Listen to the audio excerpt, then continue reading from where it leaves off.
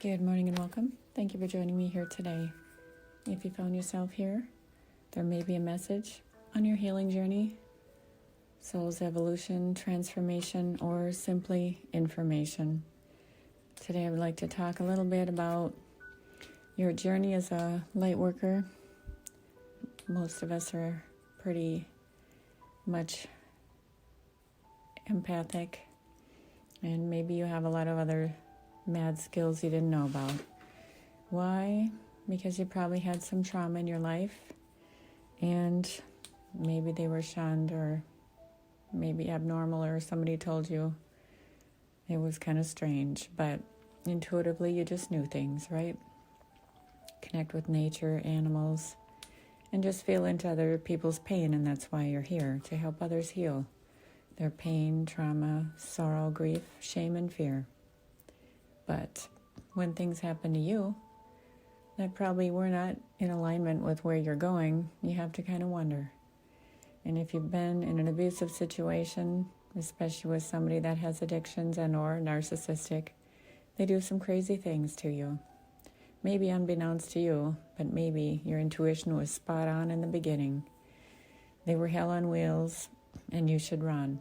So hopefully you have left the situation, found yourself in a safe and sacred space to heal. For that matters, it's important. And keep your faith. Faith over fear, and you have to have hope to heal. Find your soul tribe. And, of course, if you're going to court with these people, hire a reputable attorney who's well-versed in these situations and upholds the law. So, unpacking your story is important too for you to heal. Your body remembers what happened. Your brain may not want to, or maybe you have PTSD or much worse. And it's okay. When you're in a safe and sacred space, you will heal your trauma. Even animals can heal their trauma. It's true. Trust me, I know. So today I would like to talk a little bit about an experience I had. And luckily, I was with my family. Little did I know, because I was early on in my relationship with a narcissist who I didn't really know was one at the time. So I was with my family on vacation early on in the relationship, like I said. But they already showed lots of, indications that they were jealous, rageful, and if you didn't comply to whatever they wanted you to do, they let you know. So while you're on vacation with your family, and not just friends, which is much different. And there's a lot of us. It's a big crew. Your parents, wanted to do this for the family, so they did. And this is all after maybe you lost a friend or a brother or family member, so they decided to save and take the whole family on a vacation to celebrate.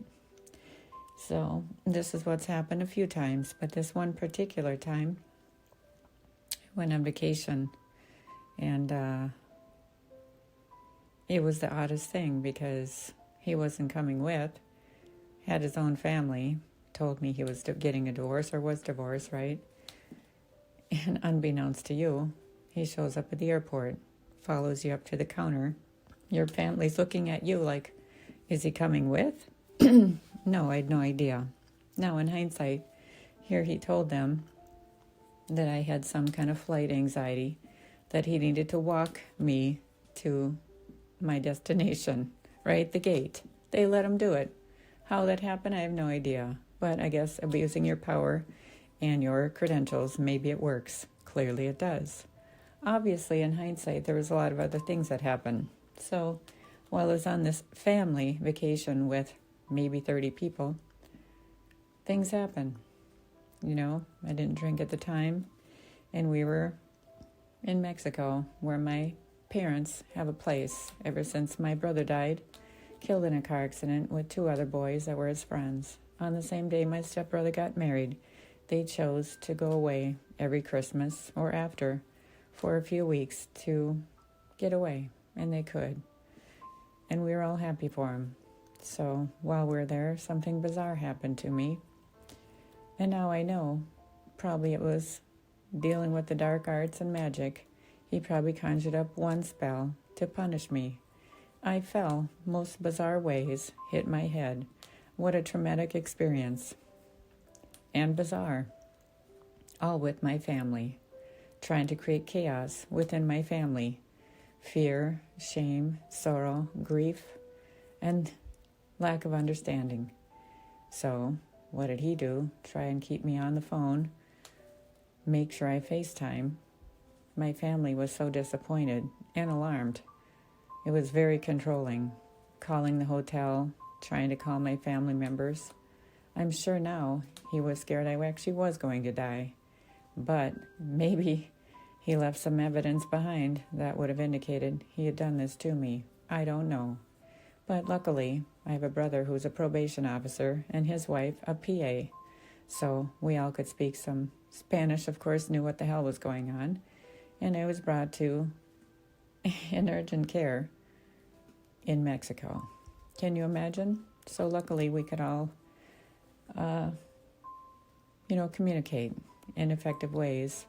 And good thing my sister-in-law was a PA and my brother was a probation officer. It did help. So I was treated and cared for and sort of ruined the vacation for the family. But this is all the evil ways of a narcissist, what they do. And then I was told to pick up some things at the local pharmacy, which probably is illegal here, and bring it back. And I was told how to do it. Well, I didn't know what it was. Come back, here, you probably could have got thrown in jail for it, right? Hand it over, and they do weird things to it, with it, maybe towards you. Maybe they use that, and they put it in other prescription bottles, so you don't know what it is. So if you're prescribed anything, and there's a message to this, make sure you get it from your provider, not somebody that maybe uses their credentials to prescribe something for you. Or maybe you have empty bottles around that you haven't discarded, or your medications are expired. Make sure you know what's in those before you take those, because there's a code on every prescription, whether it's generic or real. Make sure you look at every one that you put in your mouth yourself, and watch what you drink and watch what you eat. Unfortunately, these things can happen. If there's medications that spilled over on the floor, Google it. Make sure the number is sequential and appropriate for the medication. And only, and I say only, get it from your doctors. And that way they know what's going on. And speaking of your medical providers that you trust, make sure you let them know if anybody else told you that you should take certain meds that you were not prescribed because you were not diagnosed with it. They do document things. And also, most of my female doctors, and all of mine are, except for my chiropractors, but they actually document everything. Whether you tell them or not, they ask you questions for a reason, and then lead into other questions for a reason. Are you safe at home? There's a reason for that. Don't be annoyed, and they do document. And it can help you when you go and get your order of protection.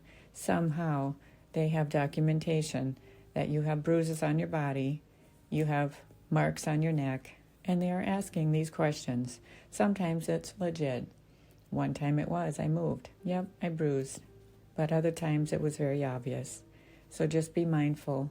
Medications are important to document, where they come from, and why you're taking those. And just make sure they're legit. There's crazy people everywhere, bought and paid for in all professions, maybe from your narcissistic person.